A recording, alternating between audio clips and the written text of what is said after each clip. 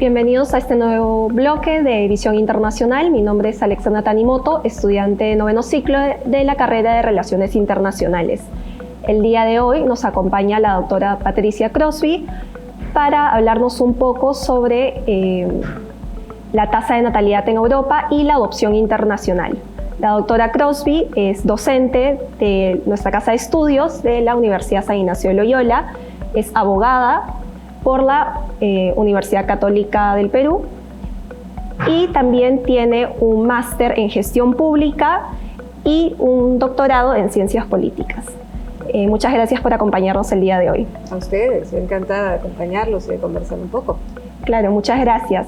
Entonces, para poder empezar este bloque, quisiera conversar un poco con usted acerca del déficit demográfico en Europa.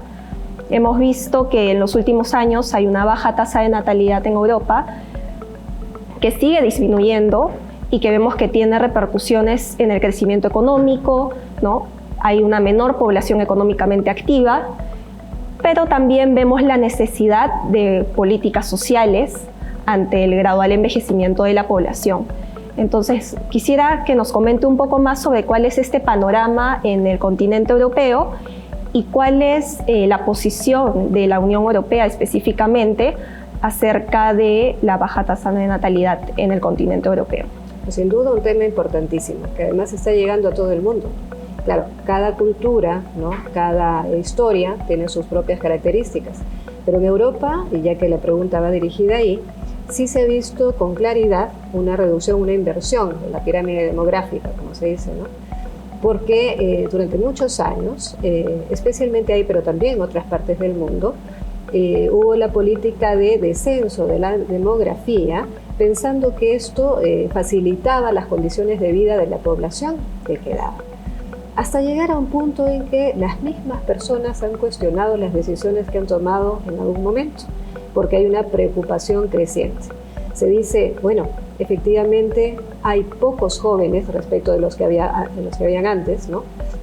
Y cada vez más adultos mayores, porque además paralelamente ha aumentado, digamos, la atención a las personas en su salud, tienen más posibilidad de llegar a una vida prolongada con mayores cuidados, con, digamos, una mejor condición, pero no todos, ¿no es cierto? Y a la vez el soporte familiar va disminuyendo, ¿no? Entonces una pregunta que se hacen los mismos estados es ¿cómo es que vamos a lidiar con esta responsabilidad, ¿no? de brindar ese soporte y ese cuidado a las personas adultas mayores que lo necesiten y que no tienen ese ambiente familiar para que lo hagan? Eso incluso hasta a nivel presupuestal, ¿no? Ha sido una preocupación. Esto que suena frío, porque parece que solamente pasa por cifras, por estadísticas, en realidad lo que toca es, desde mi punto de vista, una problemática de un sentido humanista, ¿no es cierto?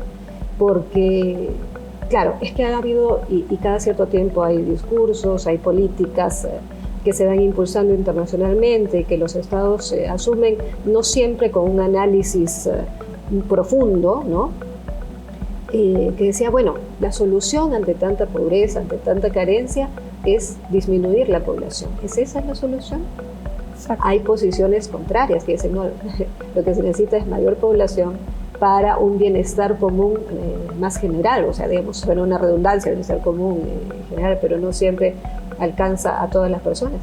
Y tan es así que ahora hay propuestas para revertir o intentar de revertir esta situación, estimulando en otros países, no solamente en Europa, a que los matrimonios, las parejas tengan más hijos, ¿no? Eso incluso con, digamos, medidas de beneficios tributarios o con bonos que se entregan, etcétera, ¿no? Digamos, la visión de las cosas a veces cambia por esta campana económica, ¿no? No deberíamos, desde mi punto de vista, esperar que esa campana se active, porque la visión, ¿no? Para poder diseñar políticas públicas o para poder ver qué cosa es lo que requiere la población en general, yo creo que trasciende, siendo un punto fundamental, la economía trasciende a ella, porque estamos hablando del sentido, ¿no? De la persona humana, de la persona natural, que crece naturalmente, y esa es mi posición incluso como doctora en ciencia política,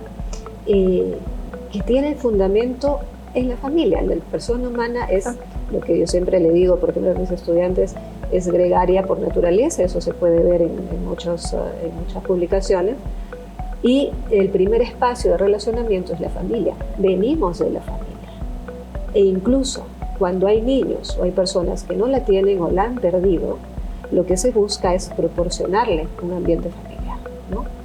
Esto nos regresa, ¿no? Nos devuelve a esta visión antropológica, ¿no? De quiénes somos y por qué estamos aquí, ¿no? Cómo hemos nacido, cómo hemos venido. Claro, y exactamente justo que toca el tema familiar, también no solamente por la parte del envejecimiento de la población, sino también han habido varios casos de adopción internacional, ¿verdad? Y en el caso de España particularmente, es el primer país en la Unión Europea y el segundo en el mundo, detrás de Estados Unidos, que tiene más adopciones internacionales, seguido de países como Francia e Italia dentro de la Unión Europea. Pero estos tres países también tienen una menor tasa de natalidad dentro del continente. Entonces, ¿cree que la adopción internacional podría ser, entre muchas otras, una medida para poder atender este problema del déficit demográfico? Sí, puede serlo. Mira, ya que tocas estos países, ¿no? Efectivamente, hay muchos factores que han influido para este descenso de la tasa de natalidad. Factores ideológicos inclusive, ¿no?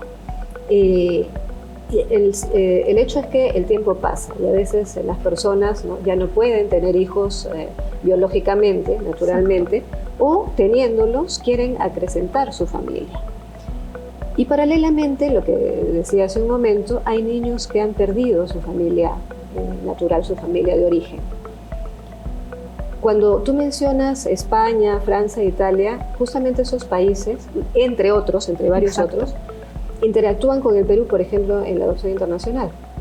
Y en el caso de las familias extranjeras, estoy revisando también las cifras, e históricamente ha sido así, yo conozco el tema desde hace algunas décadas, que incluso la he dirigido en el país. Italia es digamos, el país que presenta más parejas, más matrimonios, o incluso personas solas, pero sobre todo matrimonios, dispuestos a adoptar niños peruanos y de otras partes del mundo, de Sudamérica y de otras partes del mundo.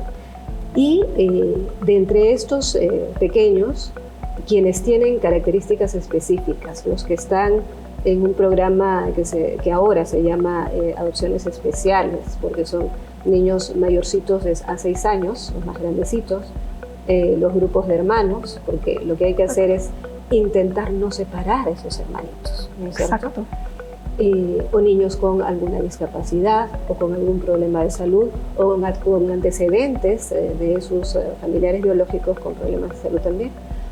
Entonces, como quiera que son niños que tienen en la realidad quizá mayor dificultad de ser adoptados y ser acogidos en una familia, porque la adopción es tener un hijo. Yo siempre he tratado de definir la adopción de esa manera, ¿no?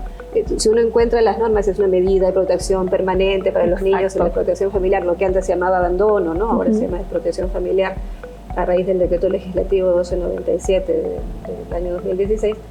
Pero yo he tratado siempre de resumirlo siendo abogada, siendo en la experiencia de gestión pública, ¿no? Que adoptar es tener un hijo de una forma no biológica, ¿no? Entonces, esa mirada es fundamental, tenerla, ¿no? Porque no es, otra cosa es al apadrinamiento, por ejemplo, apadrinamiento, el cuidar a un pequeño con todo el cariño, con todo el amor del caso, pero adoptar es tener esa filiación, ¿no?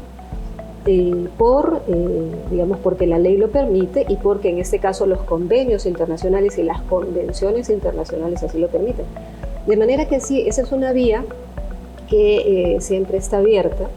Y a propósito de ella, en el caso de las adopciones internacionales, tú sabrás que hay una convención que es la Convención de La Haya de 1993, que se especializa en el tema, ¿no? Tiene más de 100 países que son suscriptores o que han ratificado la convención, y que establece las pautas mínimas generales para que esta adopción internacional funcione, respetando esa filiación y sea una adopción de verdad, ¿no? Que no haya nada turbio detrás.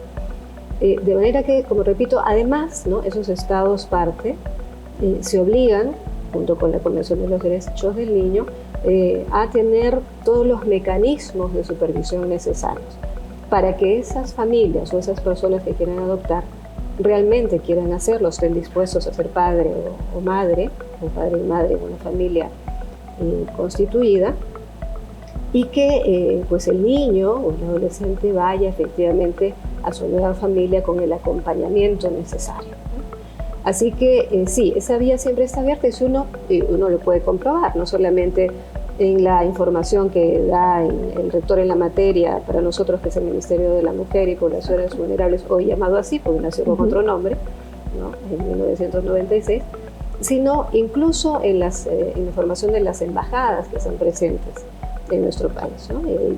Están los requisitos, qué cosa es lo que se necesita hacer, porque sí consideran una posibilidad importante, más aún después de la pandemia, ¿sí?, donde se han producido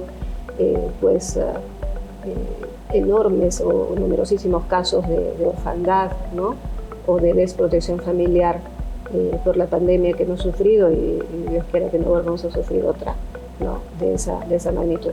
Así que sí, es una vía junto con otras políticas públicas que son necesarias para poder fortalecer la institución de la familia, que ese es el gran reto que tenemos y que también tiene que ver con, protocolos, y no solo protocolos, sino declaraciones e instrumentos internacionales de derechos humanos que así lo dicen. La familia, ¿no?, debe ser protegida, y como lo dice nuestra Constitución en su artículo 4, es obligación del Estado y de la comunidad, de la sociedad, quiere decir de todos nosotros, de proteger a la familia.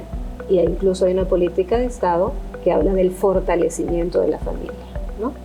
Así que esa vía siempre es importante de conocer y velar porque funcione de la mejor manera, ¿no? Claro, y justamente en este aspecto, obviamente Europa recibe no solamente adopciones del Perú, sino de otros países, he visto de gran parte del continente asiático, y definitivamente la convención les ha permitido ese marco de seguridad para este tipo de adopciones, ¿no?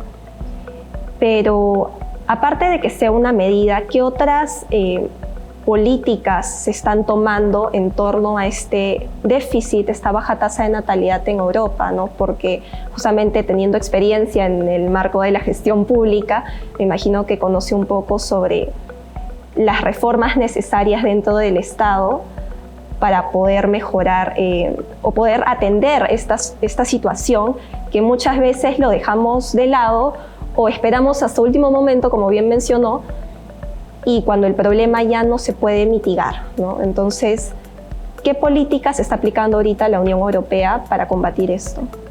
Bueno, se está conversando en distintos aspectos respecto de la importancia de fortalecer a la familia, ¿no? Y a partir de ahí se dan distintos instrumentos o distintas posibilidades de contrarrestar algunas opciones algo artificiales, ¿no? O cierta manipulación genética que siempre es un problema y un peligro y un riesgo. De manera que corrientes hay diversas, ¿no?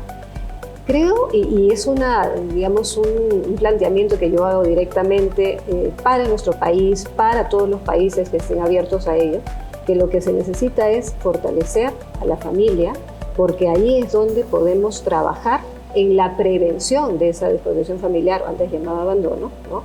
Y poder valorar la riqueza de tener una población y un capital humano, si se quiere, volviendo a los términos técnicos económicos, auténtico, fortalecido, potente, donde podamos realizarnos como personas, ¿no? Eso se está conversando. Exacto. Espero que pueda profundizarse y desde acá pues haremos lo posible para que así sea. Sí, muchas gracias, doctora Crosby. Creo que el tiempo nos quedó un poco corto, pero definitivamente la familia es un tema importante en este aspecto y vamos a ver cuáles serán las medidas que tomará la Unión Europea respecto a esto, ya que tiene no solamente implicancias regionales, sino también internacionales y en el caso del Perú. Claro que sí, ahí estaremos. Muchas gracias. Eso sería todo por el bloque del día de hoy y los esperamos en un siguiente en una siguiente fecha.